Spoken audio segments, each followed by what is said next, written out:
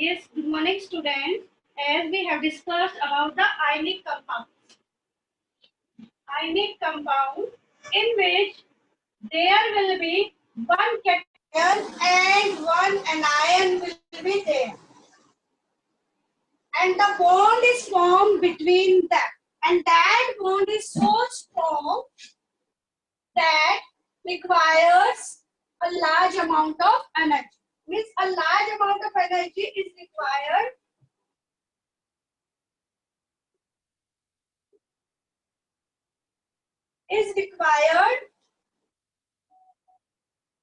to break that bond, right? तो हमने कल आयनिक कंपाउंड के बारे में बताया था, जिसमें बताया था कि there will be one cation and one anion. What does it mean कि there will be one will lose electron like in the sodium. If one electron is lost by that will form the sodium ion, means cation, right? And the chlorine is there. When it gets this one electron, and there will be formation of chloride ion, and this is known as your anion, right? So we can say that the electron dot structure of this and electron dot structure of this is there, and this electron is transferred to that, and there will be formation of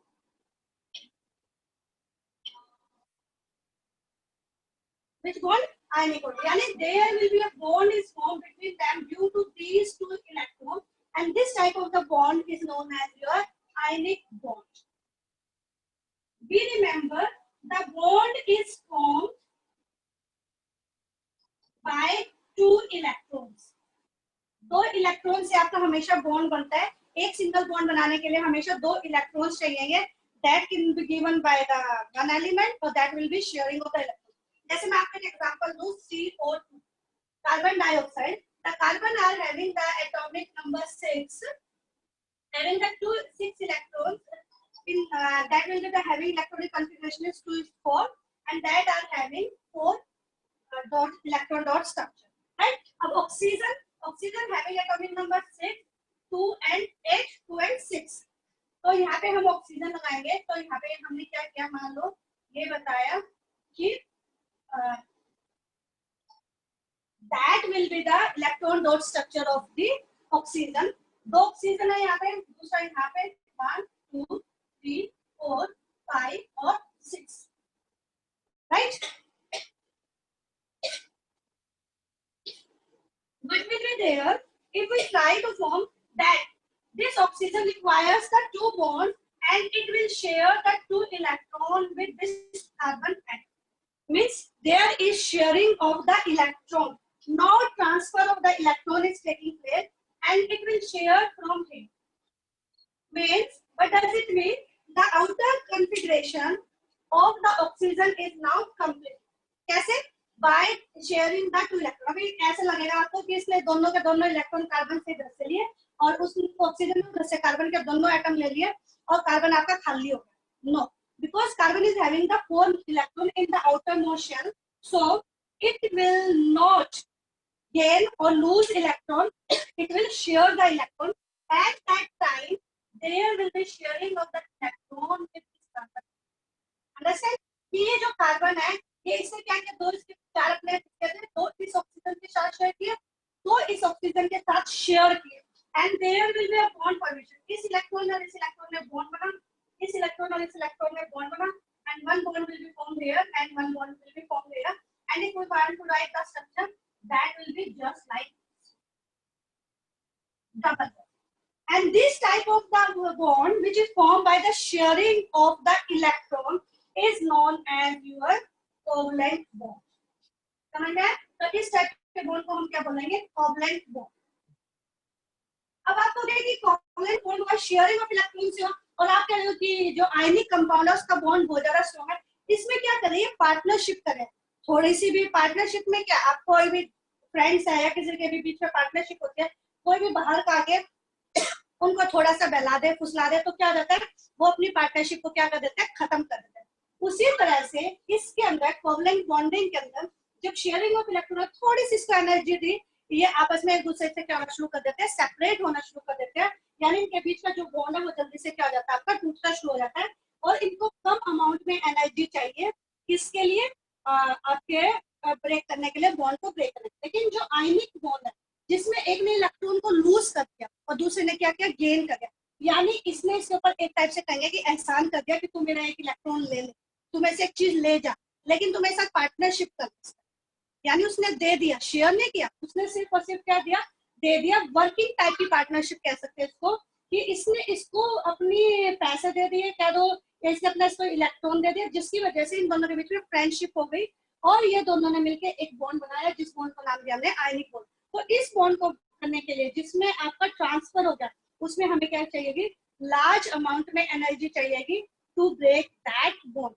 तो how can you tell that कि large amount of energy is required to break that bond? We will discuss the properties of ionic compound one by one. तो अब हम इसकी क्या करते हैं, ionic properties को शुरू करते हैं, इसकी properties of ionic compounds, right?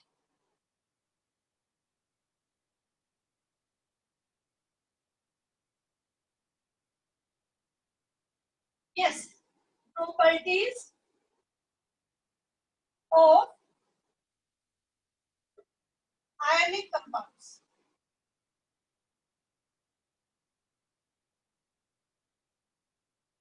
First, physical nature. जो नीचे की साइड की एक्टिविटी है, we will discuss simultaneously. Physical nature, आपके घर में salt आता है, sodium chloride. What do you think? Whether it is solid, liquid, or gaseous at the room temperature, you will see that it will be solid at the room temperature. Solid at room temperature. So when there will be formation of the ionic bond takes place between the two compounds, there will be formation of the solid at the room temperature. What does it mean? If they are the solid at the room temperature and strong bond of interaction is present. यानी जो bond होगा वो strongly attracted होगा। कैसे पता चलेगा कि strongly attracted है? You have to take a test tube, जिसके अंदर आप क्या करोगे, आप यहाँ पे थोड़ा सा, आप यहाँ पे H2SO4 ले लो, concentrated H2SO4. Why we are taking the concentrated H2SO4? Because in the concentrated H2SO4 the boiling point is very high. इसका जो boiling point होता है वो क्या होता है, हाई होता है। इसके अंदर एक हम यहाँ पे क्या करेंगे, थर्मामीटर लगाएंगे। इसको थोड़ा सा ऐसे दिखा देती हूँ कि हमने यहाँ पे क्या लगाया, थर्मामीटर लगाया है।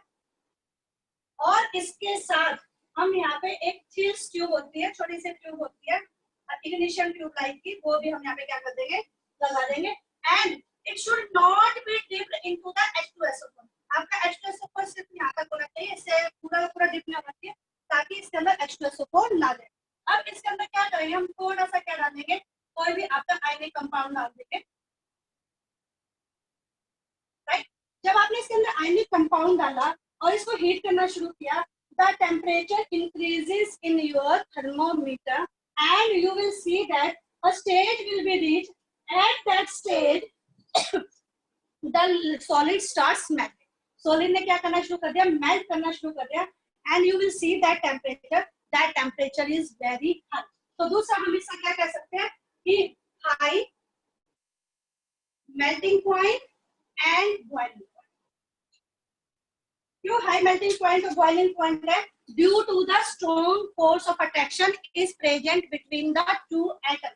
ये जो दो एटम है, कि इसके ऊपर आपका पॉजिटिव चार्ज है, इसके ऊपर आपका नेगेटिव चार्ज है, या मैं तो ये कैल्शियम है, क्लोराइड के ऊपर 2 नेगेटिव है, ऐसे करके दिखाऊं तो the strong bond of attraction is present between them, means strong force is present between them, due to which they need high amount of energy to break that bond, and due to this reason they are having high melting point and the boiling point. इस वजह से इनका जो melting point है और जो इनका boiling point है, that is very high. Understand? तो आप देखोगे कि जो तो पॉजिटिव चार्ज है, नेगेटिव चार्ज है, are generally brittle in the nature.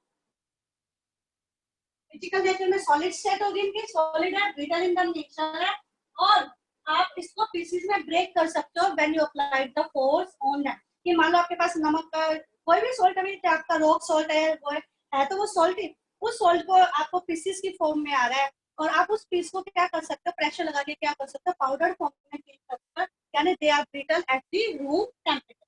First physical nature हो गया, सेकंड हो गया high melting point and the boiling point हो गया, थर्ड सॉल्युबिलिटी। अब सॉल्युबिलिटी का कैसे पता चलेगा कि सॉल्युबिलिटी है? Take calcium chloride and the sodium chloride and try to dissolve it into the water. कि आपको एक ग्लास लेना है और उसके अंदर क्या डाल दीजिए, वाटर डाल दिया आपने।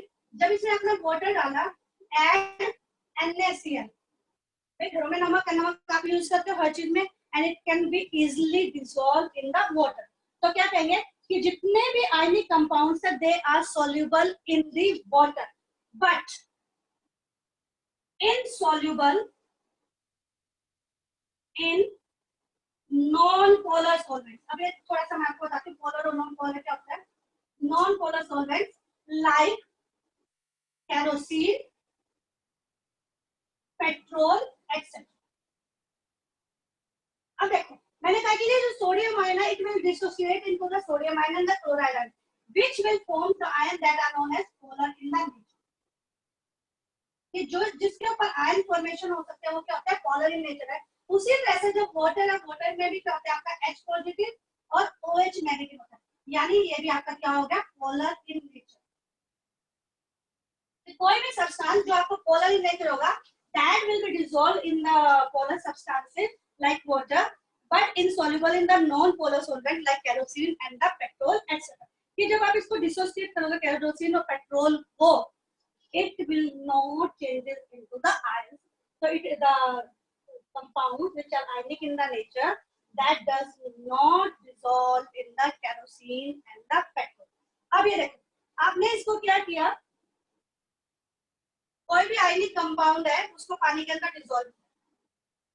यहाँ पे हमने क्या लिया, डिप कर लिया, इसके अंदर मैंने क्या लिया, पानी लिया, और पानी के अंदर वन बाय वन करके मैंने क्या किया, सॉल्ट लिया, एक NaCl लिया, एक MgCl2 लिया, और एक कैल्शियम क्लोराइड लिया, एक बेरियम क्लोराइड लिया। ऐसे मैंने 4-5 आयनिक कंपाउंड्स ले लिए और वन बाय वन मैंने क्या किया, इसके अंदर डिसॉल्व किया।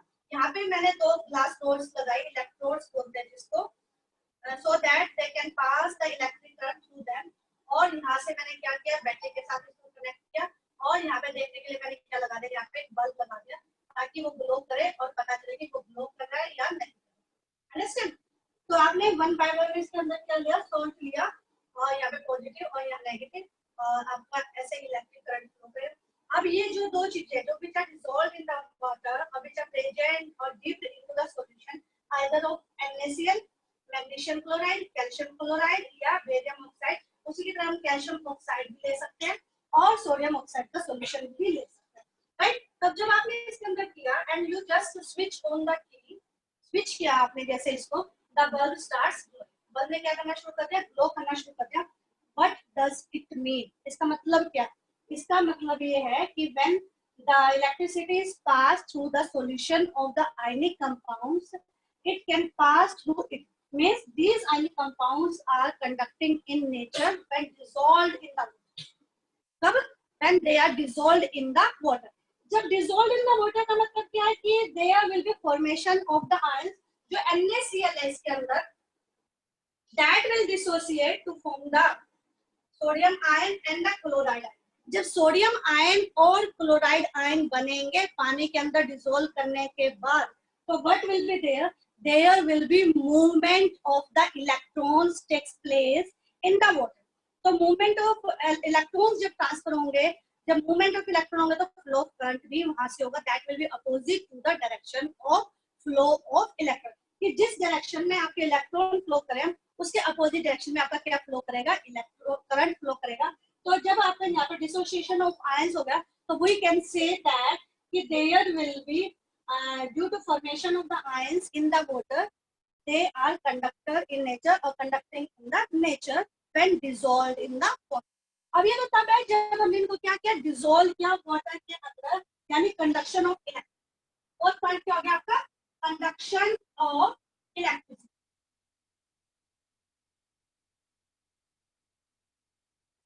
कंडक्शन ऑफ इलेक्ट्रिसिटी मींस कि either they will be good conductor or poor conductor of electricity। जो मैंने अभी बताया कि जब ये जितने भी आयनिक कंपाउंड जब एक एक करके आपने इनको वाटर में डिसॉल्व किया और उसके अंदर से इलेक्ट्रिसिटी पास की, द बल्ब स्टार्ट्स ग्लोइंग। क्यों? क्योंकि जब ये वाटर के अंदर डिसॉल्व होंगे तो they will release the electron and there will be movement of electrons takes place. Due to movement of the electrons there will be transfer of the conduction of the electric current takes place when they are dissolved in the water. What about when they are solid at the room temperature?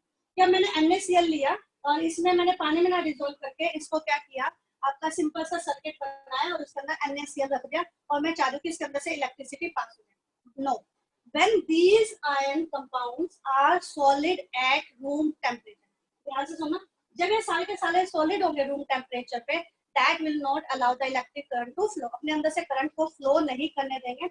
इसका मतलब क्या, there is no free electrons present in that, ये सारे के सारे electron है वो आपस में एक दूसरे के साथ जुड़े हुए हैं, तो कोई भी फ्री इलेक्ट्रॉन नहीं है जो उसके अंदर क्या कर सके, मूव कर सके.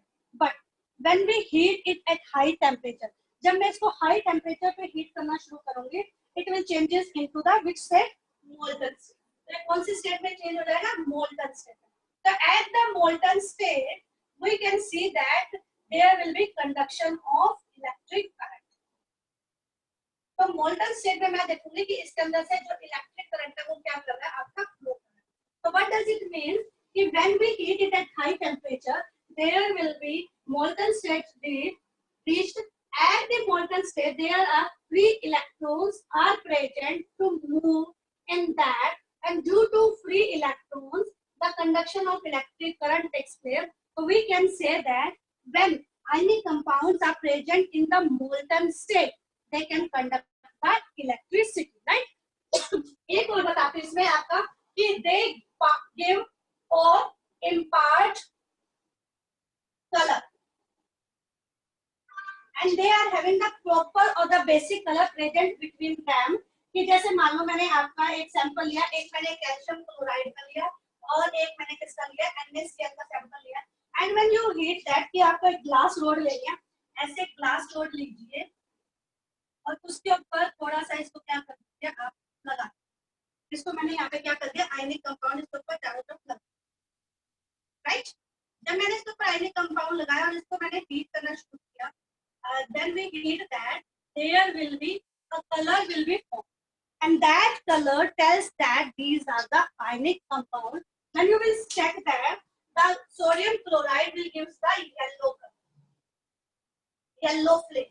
तो जो आपकी फ्लेम है वो कौन से कलर में चेंज हो जाएगी, येलो में. इसको हम कह सकते हैं ऑरेंज या क्रिम्सन रेड कलर की आपकी कुछ फ्लेम होगी, क्रिम्सन रेड, चमकदार रेड सा कलर हो जाएगा, या ऑरेंज कलर की फ्लेम हो जाएगी. So you can say that when these are impart in the flame, they will impart the color. कि जैसे मैंने आयरन रोड के ऊपर लेके गई, सॉरी ग्लास रोड के ऊपर, और मैंने इसको गर्म करना शुरू किया, it will impart the color. इसमें कलर दिखेगा आपको फ्लेम का, जैसे मैंने आपको मैग्नीशियम में बताया था डेजलिंग व्हाइट कलर की फ्लेम आती है. इसी तरह से जब आप इसकी देखोगे तो आपकी कौन सी आएगी, NaCl की येलो कलर की आएगी और कैल्शियम क्लोराइड की कौन सी आएगी, ऑरेंज कलर की आएगी. Why these ionic compound imparts the color in the flame? ये जो आपके आयनिक कंपाउंड्स है ये कलर क्यों देते हैं जब हम इसको हीट के पास लेके जाते हैं, बर्नर के पास लेके जाते हैं. As all of you know that, इसको एक छोटे से तरीके से बताती हूँ मैं आपको कि for example sodium having the atomic number 281, in the outer shell it is having the one electron, and if I am going to draw the structure, this is the nucleus, 1 2 3 and 4. अब programme आपने 4 बना दिया, जबकि चलो 3 में complete हो जाता है. 2 इलेक्ट्रॉन्स इसमें और मैं कहूंगी 8 इलेक्ट्रॉन्स इससे किसमें प्रेजेंट है, सेकंड शेल में प्रेजेंट है, जिसको बोलते हैं एल शेल. हो गए 8, 2 2 4 2 6 7 और 1 8, राइट. 1 2 3 4 5 6 7 8.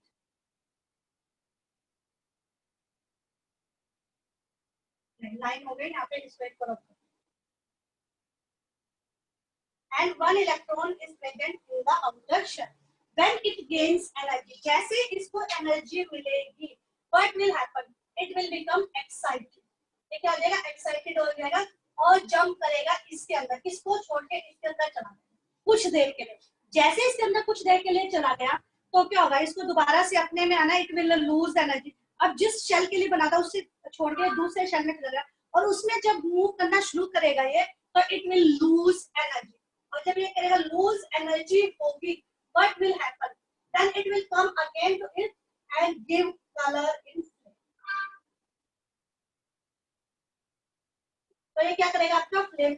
देना शुरू करेगा, कलर देना शुरू करेगा, when it will come to its original position. जितने से एनर्जी गेन की थी दूसरे में जंप मारने के लिए, थोड़ी देर के बाद जब वो वापस अपने उसमें आएगा तो जो एनर्जी गेन की थी it will be lose, and when it will lose energy, that energy can be seen in the form of the color. So it imparts the color in the flame due to the excitation of the electrons, and these electrons when gains the energy, they become excited and they will leave their shell and try to jump into another shell. But after some time when they come to their original shell, और शब cell कह सकते हैं उसके अंदर, और जब उसमें वापस आते हैं तो they impart the colour by the losing of energy. जितनी भी एनर्जी इन्होंने गेन की थी उसको लूज करते हैं किसकी फॉर्म में, कलर की फॉर्म में. तो इस तरह से एक्साइटेशन ऑफ इलेक्ट्रॉन होने के बाद ये अपना क्या करते हैं, आपने वापस आएंगे और क्या देंगे, कलर देंगे. These are the physical properties of the ionic compound. एक आपका लास्ट टॉपिक बचता है एलॉयज. अब बीच का आपका कुछ भी सिलेबस में नहीं है, कोरोजन के आपका सिलेबस में नहीं है, सिर्फ एक एलॉयज है. ये एलॉयज होते हैं क्या?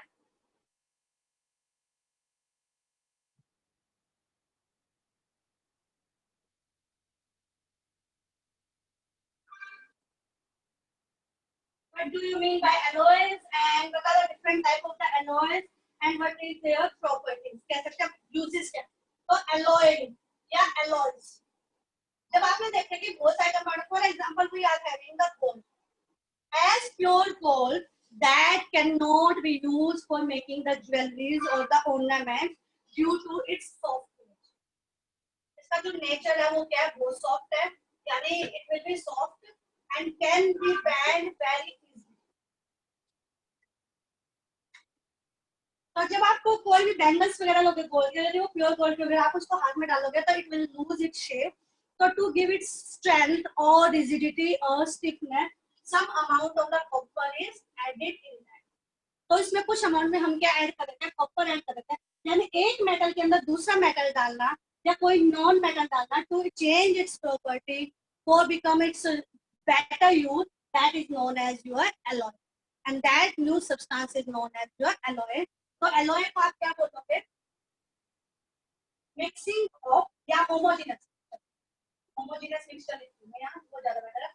Homogeneous mixture of two or more metals or one non-metal to improve its property.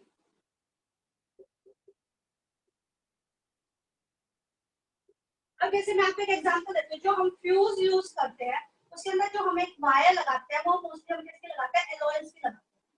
क्यों एलॉयज की लगाते हैं, क्योंकि जो कॉपर है that is having the high melting point. तो इसके अंदर हम यदि निक्रोम की वायर लगा रहे हैं तो इसका जो मेल्टिंग पॉइंट है that will be loosen. इसकी जो एलॉय की वायर लगाएंगे उसकी वजह से इसका जो मेल्टिंग पॉइंट है वो क्या हो जाएगा, कम हो जाएगा. तो जैसे उसके अंदर से हाई अमाउंट में करंट पास होगा तो that wire will break and your appliances which are attached to your fuse or MCB they will save. तो आप इसकी प्रॉपर्टीज को चेंज करने के लिए, बेटर यूज करने के लिए कर सकते हैं. उसी तरह से जो आपका सिल्वर है, सिल्वर के अंदर भी सम अमाउंट में हम क्या डालते हैं, कॉपर डालते हैं. अब जब आप गोल्ड देखते हो तो आप कभी देखते हैं कि ये आपका 23 कैरेट है, ये आपका 24 कैरेट होता है, 22 कैरेट होता है, 20 कैरेट होता है, 18 कैरेट. तो what will depend upon the amount of the 24 और 22 का. तो what amount of the carbon copper is added in that, कि जब आप इसको चेक करोगे कि कॉपर इसमें चेक करोगे 24 कैरेट में there will be no amount of the copper is present. It is your pure gold. तो इनके अंदर आपकी उसकी क्या होती जाएगी, परसेंटेज बढ़ती जाएगी, 2 से 4%, 5 से 10% ऐसे बढ़ती जाएगी और उतना ही ज्यादा स्ट्रिक्ट होता जाएगा और अब गोल्ड का अमाउंट उतना ही कम होता चला जाएगा इसके अंदर. और जब आप ये चीज देखोगे तो ये देखिए आपको इजी सॉफ्ट वो मिलेगा, चीप मिलेगा और ये आपको सबसे ज्यादा कॉस्टली मिलेगा.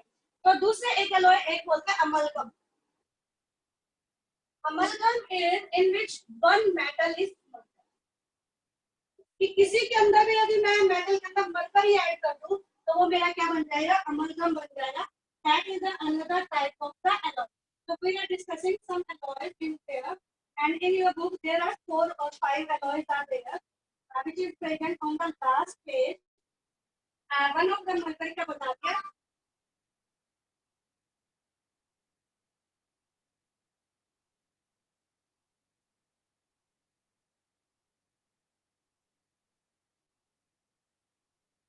अब जैसे मैं आपको कहती हूँ फर्स्ट एलॉय ले लूँ मैं आपको ब्रास, आपने 9th क्लास में पढ़ा है it is N alloy of copper and zinc,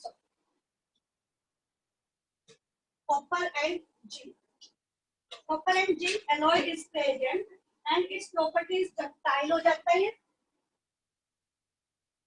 malleable हो जाता है और साथ में कोरोजन रेजिस्टेंट हो जाता है।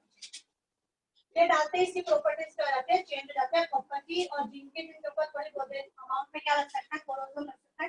तो जब कॉपर और जिंक है ये मैलिएबल हो जाएगा और मैलिएबल होने के साथ साथ ये आपका डक्टाइल हो जाएगा।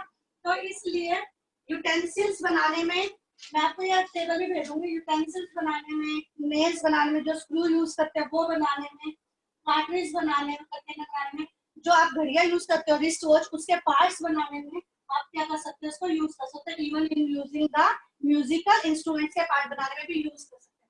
दूसरा आपका एग्जांपल आता है bronze, bronze that is your copper and tin. देखो आपका थोड़ा सा फर्क है, ये कॉपर एंड जिंक है, ये कॉपर एंड टिन है, ये क्या होता है हार्ड हो जाता है और कोरोजन रेजिस्टेंट हो जाता है। अब देखो सबकी प्रॉपर्टी एक कोरोजन रेजिस्टेंट तो है मोस्ट प्रोबेबली, राइट। तो ब्रॉन्ज है, ब्रॉन्ज किसमें यूज होता है, स्टैच्यूज बनाने में, जो आपके स्टैच्यूज बनते हैं लिबर्टी वगैरह पे उसमें कॉपर और टिन यूज किया जाता है, स्टैच्यू ऑफ लिबर्टी या यूनिटी उसमें कॉपर एंड टिन यूज किए जाते हैं। और बियरिंग्स, जो आपकी बियरिंग्स होते हैं ना जो साइकिलों में और फैंस वगैरह में यूज करते हैं वो बनाने में भी किसका यूज किया जाता है, ब्रॉन्ज का यूज किया जाता है। एक आता है आपका स्टील, जो स्टील है that will be your iron and iron और कार्बन का तो भाई हार्ड और रस्ट स्ट्रॉन्ग होता है। ये नेल्स बनाने में, जो बड़े बड़े स्टील के टैंक्स हैं वो बनाने में, और जो शिप्स होते हैं बॉडीज किसकी, जो शिप्स की बाहर की बॉडीज होती है वो सारी की सारी किसकी बनी होती है, आपकी स्टील की बनी होती है, यानी ये स्ट्रॉन्ग इन नेचर, राइट। एक होता है आपका स्टेनलेस स्टील।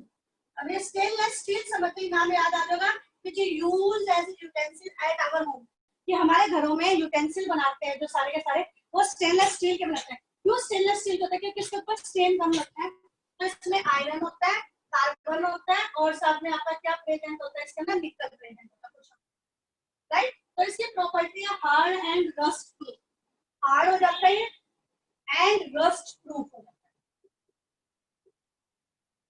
तो what will be its uses, जो आपको बताया यूटेंसिल बनाने में, कटलरी सेट बनाने में, और जो डॉक्टर सर्जिकल इंस्ट्रूमेंट्स यूज करते हैं वो भी आपके किसके बने होते हैं, स्टेनलेस स्टील के बने होते हैं।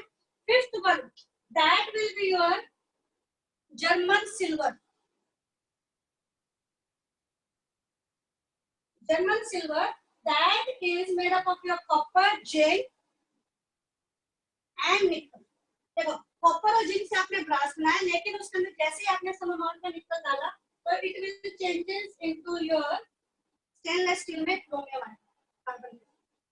कॉपर जिंक एंड निकल जैसे आपने इसके अंदर ऐड किया तो इसकी जो भी हाई इलेक्ट्रिकल रेजिस्टेंस, यानी इसके अंदर से इलेक्ट्रिसिटी पास नहीं होगी, हाई इलेक्ट्रिकल रेजिस्टेंस। जब ये हाई इलेक्ट्रिकल रेजिस्टेंस हो गया तो जितने भी आपके हीटर्स हैं, रजिस्टर्स है, यूटेंसिल्स है जिसमें करंट ना लगे वो सारे किसके बने होते हैं, आपके जर्मन सिल्वर के बने होते हैं। उसी तरह से एक मैग्नीशियम, मैग्नीशियम ये लर्न करने आपको टेबल 1 और 2 मार्क्स के इसमें से आपके एग्जाम में जरूर आएंगे। इसमें मैग्नीशियम नाम ही बता रहा है, मैग्नीशियम एंड एल्यूमिनियम, दो चीजें इसके अंदर क्या होती है आपकी प्रेजेंट होती है, लाइट इन नेचर होते हैं और स्ट्रॉन्ग।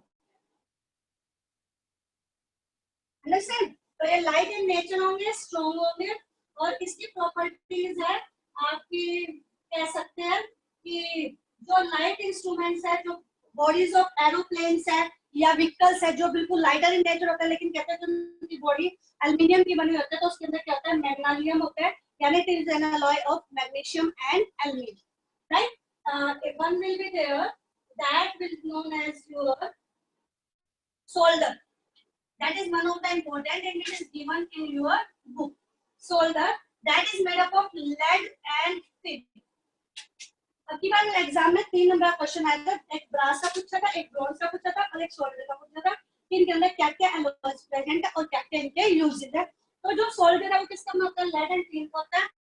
लो मेल्टिंग पॉइंट होता है इसका, और ये किस में काम आता है? ज्वाइंट्स करने में। ज्वाइंट्स का मतलब है दो चीजों को जब जोड़ते हैं तो उसके बीच में जो वेल्डिंग करते हैं, वेल्डिंग किससे करते हैं? हम सोल्डर से करते हैं। जब आप कभी भी वेल्डिंग करवाने जाते हो, कभी भी आपकी कोई भी चीज ब्रेक हो जाए और उसको कहते हैं कि वेल्डिंग से ठीक हो जाएगा, तो उसमें आपका क्या यूज किया जाता है? कौन सा लो यूज किया जाता है? That will be solder, and that is made up of lead and tin. It is having the low melting point and it is used in the joining methods. Joint method, right? And आपने देखा होगा जो यहाँ पर कुतुब मीनार है, जो दिल्ली में बना, ये आज से 400 BC बना था, यानी आज से 2400 साल पहले के आसपास बना था. And they develop the process जिसमें रोड आयरन यूज किया गया. दैट रोड आयरन इज, देखो आयरन में से रस्टिंग में होता है. इतने साल हो गए इसको बने हुए जो कुतुब मीनार है, लेकिन ना तो आज तक इसको रस्टिंग हुई है, ना इसमें कुछ भी चेंज हुआ. क्यों? क्योंकि ये रोड आयरन है. रोड आयरन से आपका क्या किया गया? उसके ऊपर एक मैग्नेटिक ऑक्साइड की लेयर लगाई, जो आपका आयरन है उसके ऊपर लेयर लगाई गई किसकी? मैग्नीशियम ऑक्साइड की, so that it can be prevented from your rusting or your corrosion. और इसमें कुछ आपकी जो पेंटिंग भी की गई है उसमें डिफरेंट सॉल्ट्स को क्या किया गया? मिक्स किया गया, so that there will be no rusting or the corrosion of that pillar which is present in the Qutub Minar. That will not rust or corrode. That is about your chapter. Your chapter is completed. From Monday, go बंद